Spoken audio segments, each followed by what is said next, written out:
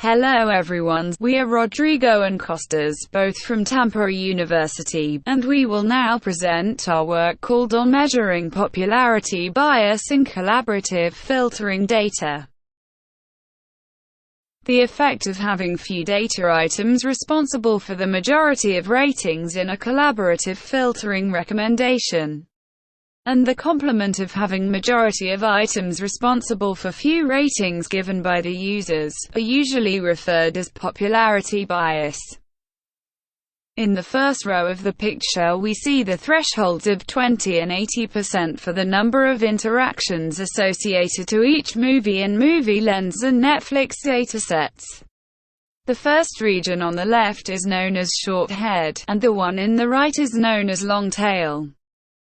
In the case of Movie Lens, 118 movies are responsible for the short head, while 24,667 corresponds to the long tail.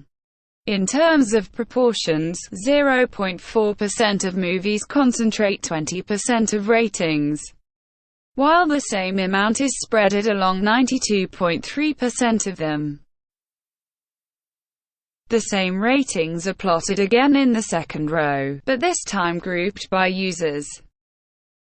More information about the threshold values can be found in the text.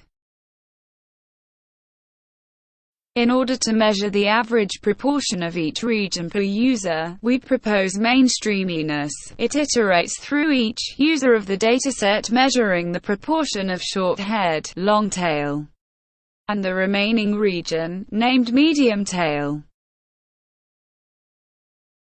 In average, users of both datasets consume more items from the medium tail, followed by the short head movies.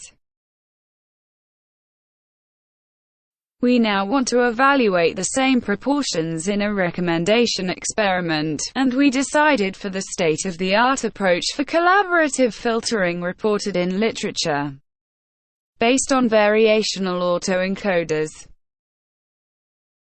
Variational autoencoders have been used as a dimensionality reduction technique, or even as generative models, but we are here exploring its capacity of predicting ratings for unseen items. In its first phase, named encoder, latent variables are estimated as normal distributions, according to users' profiles presented in the input. In a second phase, samples are drawn from the estimated distributions and combined with a Gaussian noise component. The samples propagate through the decoder, acquiring their original dimension at the output. At this point, the estimated ratings are compared with the original ones, and the error is calculated. Only items with ratings are compared, leaving the majority of positions with the original estimated values. The predictions propagate back in the network, in order to adjust its weights for the next rounds. The proportion of each region is measured for each user during the training process, the same way as before, but now among the first 10 items with highest predicted ratings. The blue curve describes the proportion of short head movies, and the green one the proportion of long tail. In the left, 200 epochs of training with the Movie Lens dataset, and on the right for Netflix. The most popular items account approximately for half of suggestions given by the recommender, for both datasets.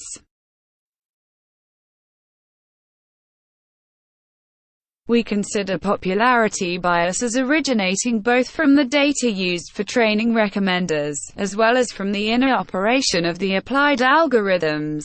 This work analyzes two popular datasets and one method applied in collaborative filtering research with the aim of highlighting the necessity of studying fairness in recommendations.